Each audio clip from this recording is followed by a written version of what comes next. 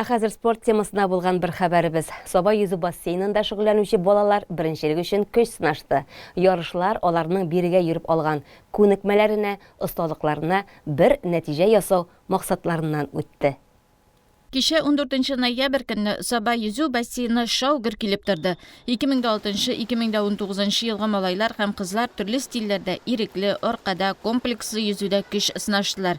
Үзләренә көч бирергә килгән әти-әни, әби-бабай тренерларына бөтен осталыкларын күрсәтергә тырыштылар.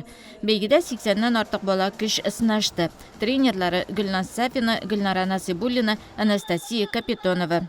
Эти соревнования практически итоговые для детей, потому что дальше уже Новый год, и следующие соревнования уже будут после Нового года. Для многих детей эти соревнования первые, новый опыт, новые эмоции, поэтому пожелаем им удачи.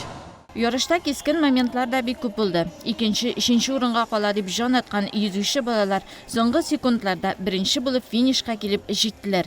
Җиңүче балаларга грамота, медаль, акчалата призлар тапшырылды. Әтисе махсус хәрби операциядә булган Икшерма авылыннан 2015 елгы йөзүче Айдар Шакиров истәлекле бүләккә лаек булды. Плавание инде бүгенгә ул бездә Сабада бик востребованный, монда балалар да күп йөри. Шуңа күрә әзме күп результатлар да бар. Но әле кеше эшләр күп плаваниедә. Әле менә инде первенство Татарстанга катнашу бу катнашырга тырышырга кирәк обязательно.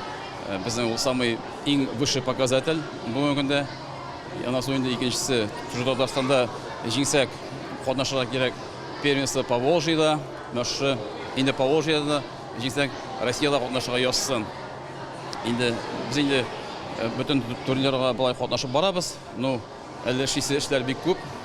Безнең плавание дагы түгел, бүтән видларда дагы инде мин шушы уңайдан bütün спортсменнарны, тренерларны, зрительләрне, әниятеләрне котысык яйнышы наступающими праздниками, оларга саулык, саулык, озын гомер и самое главное чистого мирного неба теләп каласым килә. Саба йөзү бассейны коллективы балаларның кышкы каникул чорына да төрле ярышлар, бәйгеләр үткәрүне планлаштыра һәм аларның күбесендә гаиләләрнең катнашуы күздә тотыла.